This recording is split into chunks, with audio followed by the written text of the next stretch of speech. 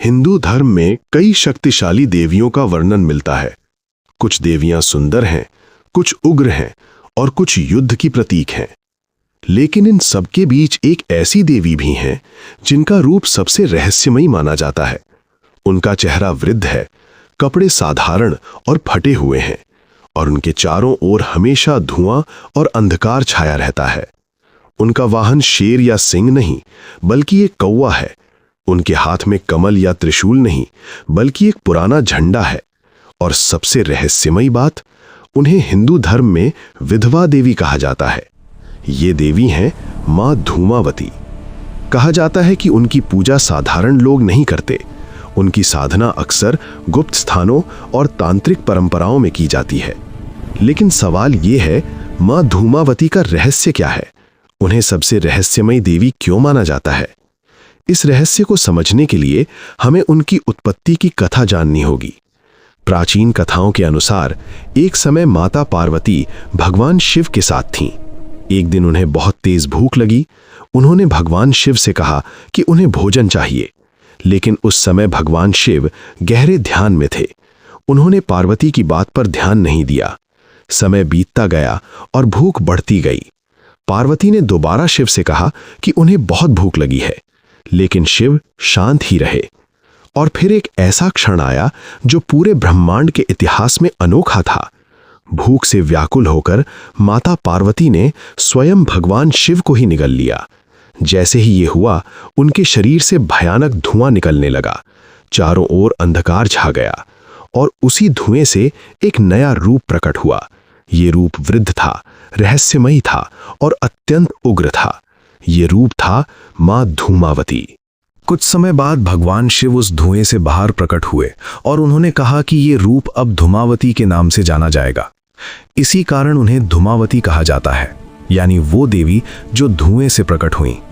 मां धूमावती का रूप अन्य देवियों से बिल्कुल अलग है। वो ना तो आभूषण पहनती हैं, ना ही उनके माथे पर सिंदूर होता है। वो हमेशा अकेली दिखाई देती हैं। इसी वजह से उन्हें विधवा देवी कहा जाता है। लेकिन ये रूप केवल बाहरी रूप नहीं है, इसके पीछे एक गहरा आध्यात्मिक अर्थ छिपा है।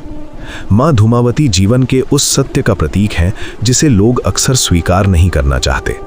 जीवन में केवल सुख ही नहीं होता, दुख भी होता है।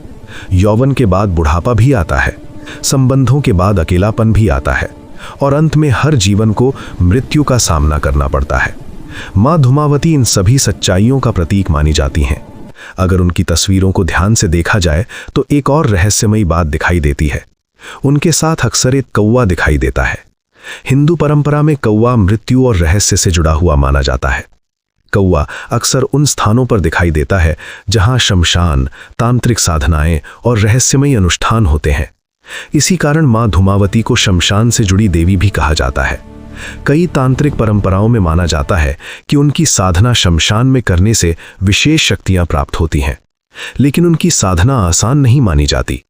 तांत्रिक ग्रंथों के अनुसार उनकी साधना बहुत कठिन और जोखिम भरी हो सकती है, क्योंकि उनकी शक्ति अत्यंत उग्र मानी जाती है। कहा जाता है कि जो साधक उनकी सही विधि से साधना कर ले, उसे अद्भुत शक्तियां प्राप्त हो सकती हैं, जैसे शत्रुओं पर विजय, गुप्त ज्ञान की प्राप्ति और जीवन के रहस्यों को समझने की शक्ति। लेकिन अगर साधना में कोई गलती हो जाए तो परिणाम भी खतरनाक हो सकता है। इसी कारण उनकी साधना केवल अनुभवी साधक ही करते हैं।